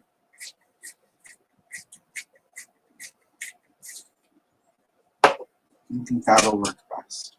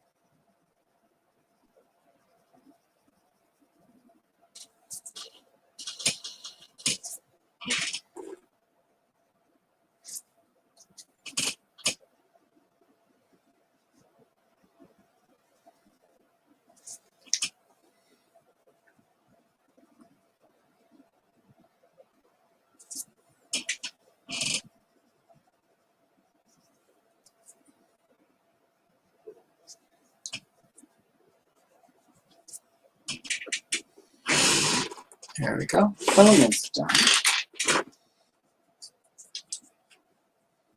Alright, and for Jerica, I'm going to give her, she's going to have a lighter pink of a lip.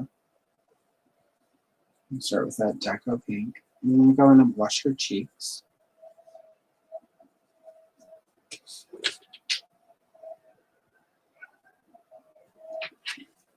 And then for the glasses, I'm going to do the same cerulean blue.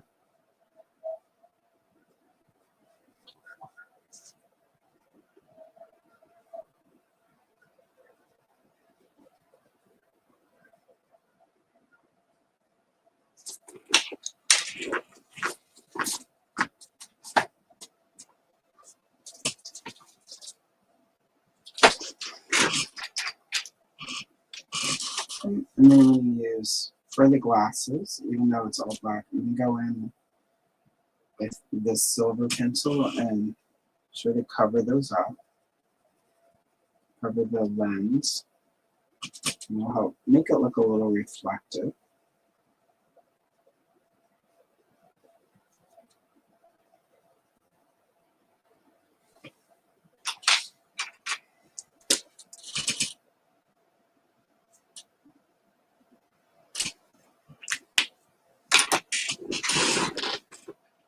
There we go.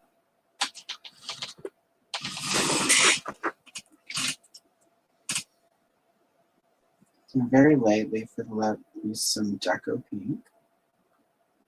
Just at sort of the edges. I mean, processed red. Sorry. Sorry. And then a little bit of the hot pink. Again, just to sort of blend that down. And I'll go back in with the Deco Pink and just blend everything. So we have a nice soft pink for her lip.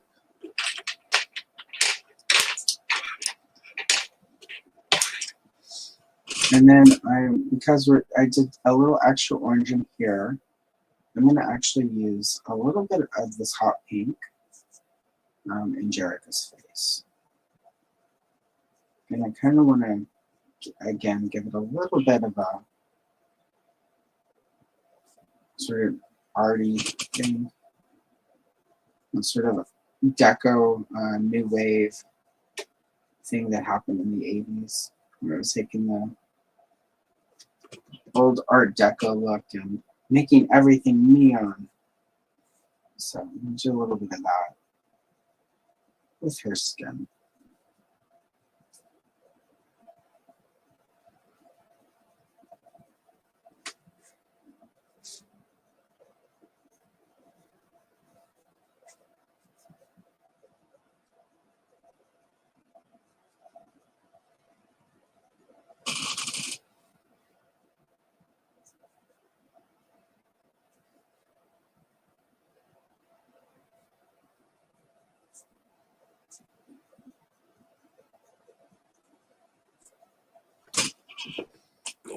And Deco Peach.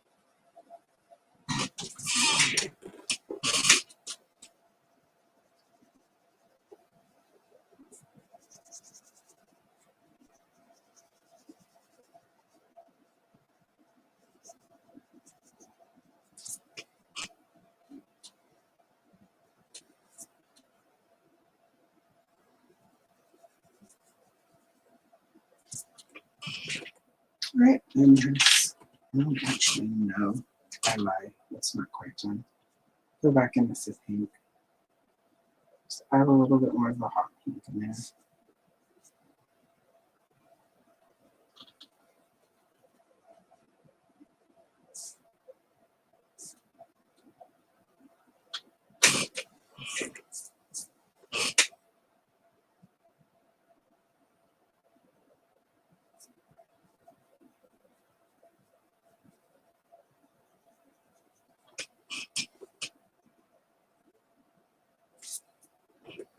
All right, that looks like how I want it to look. And it also looks like we're at 2 hours. So my phone battery that I'm using for this camera is about to die. So I guess we should go ahead and wrap it up. Got pretty far on this. I will save this in the next I'll work on this again on a future live stream, finish it up. And it won't take long. I mean, I got all of this done in like, what, 40 minutes? So I'll be able to finish this really quick in another stream. In the meantime, thank you very much for hanging out. This week we will be doing, if schedules permit, in the evening, a retro cavalcade with myself, Derek of the Yesterday's podcast, and Andrew of Gady's Toys, the three of us. Most likely Wednesday night, the day before Thanksgiving. I do have a Color and Chill dropping tomorrow. It's Barbie Makes a Turkey. And then on Friday, there is an Empire Strikes Back Color and Chill. Next weekend, I've got something on Saturday. I forget what it is. It's too far in the future. And the next Sunday, I will be here, most likely live streaming. It will be on my own. I just have 2 or 3 things to make sure related to sort of wrapping up the last of the moving stuff that need to happen with the holiday. They should be fine. So I should be here next Sunday. I may jump on for a little bit Thursday. And then on Friday, we'll do a Star Wars coloring live stream. So, and let's see. And Alex has survived the comic book shop. Congratulations, Alex. We love that for you. In the good way, not in the bad way. Well, the gym came out pretty good so far. So anyway, thank you all for joining me today. I will see you in the next one, as we say here on YouTube. I appreciate you so much. Don't forget to hit the like on your way out, and have a great day. And if we don't see each other before Thanksgiving, have a great Thanksgiving.